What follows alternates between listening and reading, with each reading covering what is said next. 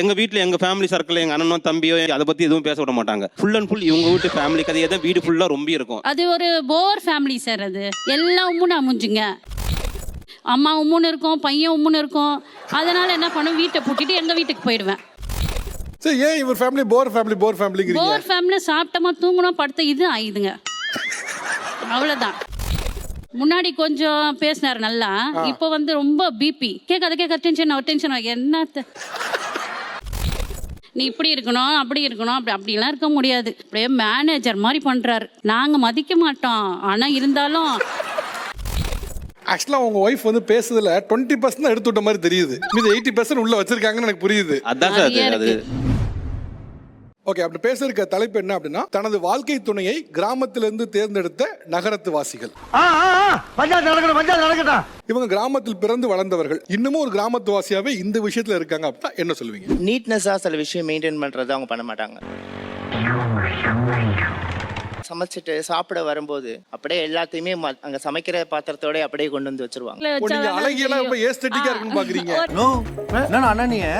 அந்த புதுசுல எல்லாம் அந்த பாத்திரத்தை வாஷ் பேஷன்ல கழுவ மாட்டாங்க. உங்க வீட்டுல பின்வாசல வச்சு பழகிதான் அப்படி வந்துருச்சா? ஆமா சார், இது வந்து திறந்து விட்டுட்டே கழுவிட்டே இருக்கணுமா, அதனால அது மேல எல்லாம் தெரிக்கும்.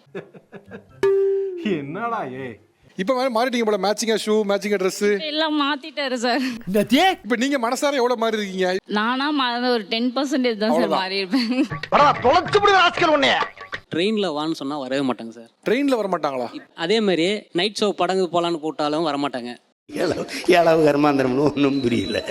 சின்ன வயசுல வந்து ரிதம் படம் பார்த்தேங்க சார். அந்த ட்ரெயின் ஆக்சிடென்ட் அது வந்து எனக்கு மைண்ட்ல வந்துட்டே இருக்குங்க சார். பைத்தியமே பிடிச்சு போச்சு, என்ன பண்ணுவேன்?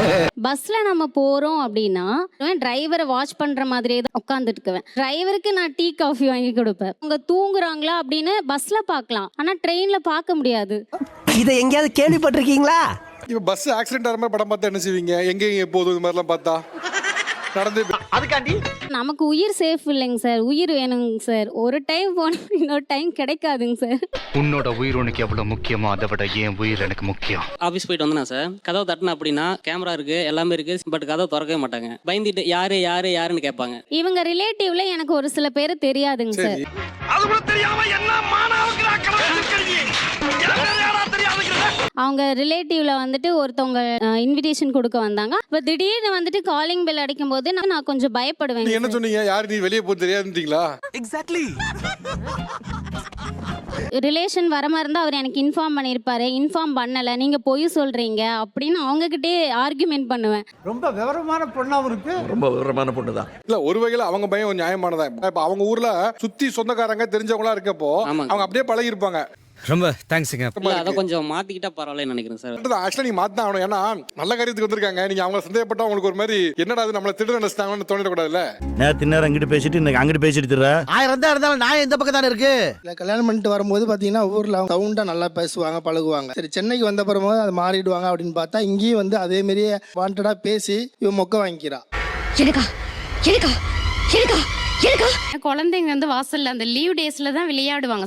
அவங்க விளையாடுறப்ப அவங்க பக்கத்து வீட்டு பாட்டி என்ன சொல்றாங்கன்னா, புறம்போக்கு இங்க வந்து விளையாடாத அப்படின்னு சொன்னா சொல்றாங்களா? பெரிய மனுஷனையா நீ? புழு பூச்சி விட கேவலமானவன். பசங்க ஏதாவது தப்பு பண்ணா என்கிட்ட சொல்லணும்ல. ஆனா இப்படி ஒரு சண்டை வந்ததுதான் அவங்களை கூப்பிட்டு நான் வந்து கேட்க சொன்னேன். அப்ப அததான் அவங்க சொல்லுறேன். உன்னை பத்தி நான் கூட என்ன நினைச்சுக்கிறேன், நீ சீப்பால வந்திருக்க. வெளியில போற வேணாம், வெட்டில விடுற மாதிரி இருக்காதையா. அவங்க கொஞ்சம் வயசானவங்க சார். கொஞ்சம் வயசானவங்க இருந்துட்டு போல குழந்தைய புறம்போக்குன்னு சொல்றதா? நான் அது பேசாம இருந்தா அந்த பிரச்சனை வரப்போறது இல்லை. அப்படி கிடையாதுங்க. என்னதான் உங்க குழந்தைய புறம்போக்குன்னு சொல்லும்போது யாரா இருந்தாலும் அம்மா கோவம் வரதானே செய்யும். அது எப்படி புறம்போக்குன்னு சொல்றது? யோ, நான் அசிங்கமா திட்டிட்டு இருக்கிறேன், ஏதோ அவார்டு வாங்கினாம சிரிச்சிட்டு இருக்கிறேன். நான் ஸ்கூட்டி எடுப்பேன், திட்டுவாங்க. என்ன திட்டுவாங்க? உங்களை என்ன திட்டுவாங்க? எப்படி போகுது பாரு எரும மாடு அப்படிலாம் திட்டு. அவங்க மட்டும் திட்டுவாங்க. இவங்கள்ட்ட நான் டெய்லி வந்து சொல்லிட்டு தான் இருப்பேன். ஆனா இவங்க கேட்க மாட்டாங்க. என்ன சொல்ல சொன்னா என்ன சொல்லிட்டு இருக்க? இனிமேல் இந்த பாட்டியோ யாரோ ஒருத்தவங்களோ இது மாதிரி அநாகரிகமா திட்டுறான்னு வச்சுங்களேன், உங்க ஹஸ்பண்டோட பெர்மிஷனுக்குலாம் வெயிட் பண்ணாதீங்க. பழைய மனோகரி எப்படி இருப்பாளோ காட்டிடுங்க. எங்கேயாச்சும் ஃபங்க்ஷன்லாம் போனா இப்படிதான் சார் எனக்கு போகணும்னு ஆசைப்படுவேன். ஆனால் அவங்க வந்து ஃப்ராக் போட்டுக்கோ, லெஹங்கா போட்டுக்கோ அந்த மாதிரிலாம் சொல்லுவாங்க. அது கொஞ்சம் எனக்கு கஷ்டமா இருக்கிற மாதிரி இருக்கும். Be careful. ஆனா நான் இதெல்லாம் கடைசியா ஜுவல்லரியோட பாக்ஸ்ல பார்த்தது இந்த மாதிரி நகையெல்லாம் இப்பதான் ஒருத்தன் கழுத்துல பாக்குறேன். Sir thank you sir. இப்போ அவங்க கிளாஸ் போறாங்க சார், இதுக்கு நம்ம ஒர்க் இருந்ததுனா பண்ணினா நம்ம கேப் புக் பண்ணுவோம், அந்த கேப்ல போக மாட்டாங்க.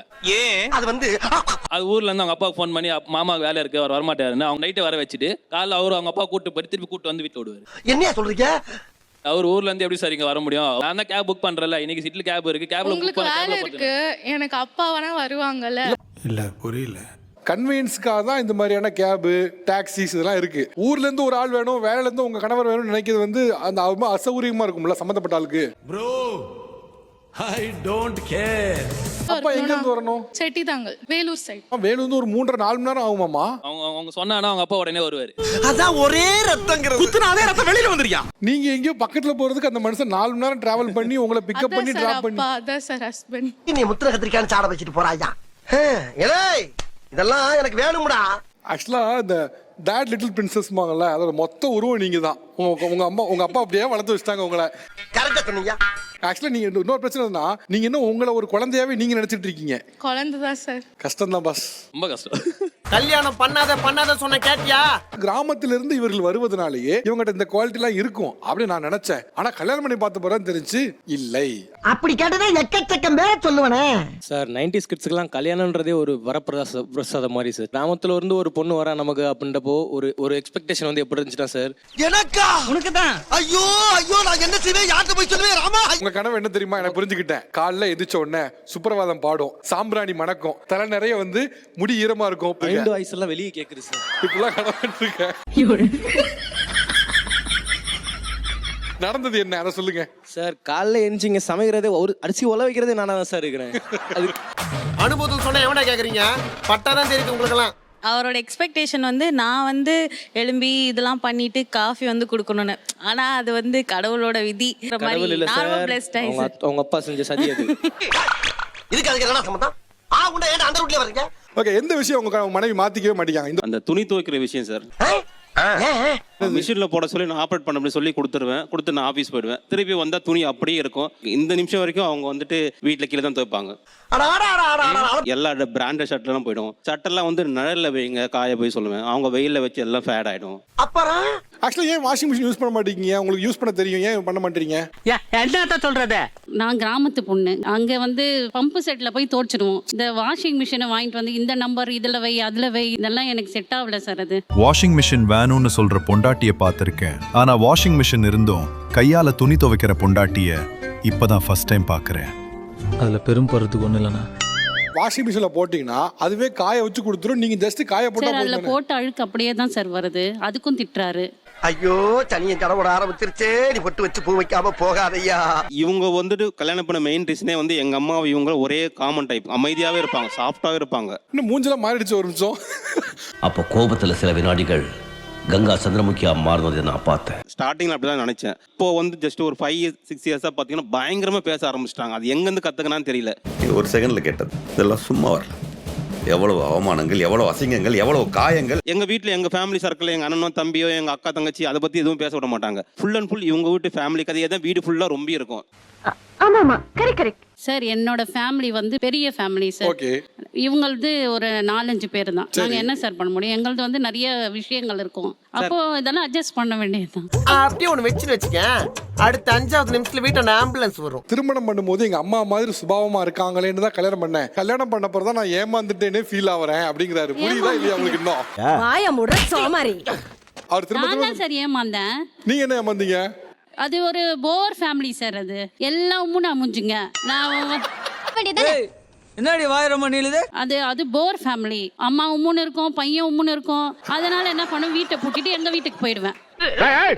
அதெல்லாம் நீ சொல்லக்கூடாது. ஏன் சொல்ற நீ? சரி, ஏன் இவர் ஃபேமிலி போர் ஃபேமிலிங்கிறீங்க? போர் ஃபேமிலி சாப்பிட்டமா தூங்கணும் படுத்த இது ஆயுதுங்க. அவ்வளவுதான்.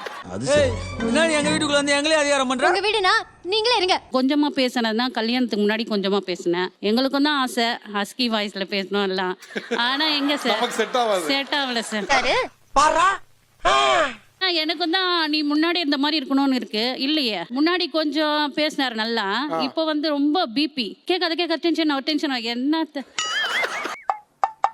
தம்பி இது கார்னர் பண்ற மாதிரி தெரியுது. இல்ல ஸ்டாப் பண்ணுங்க. நீ இப்படி இருக்கணும் அப்படி இருக்கணும் அப்படியே மேனேஜர் மாதிரி பண்றாரு.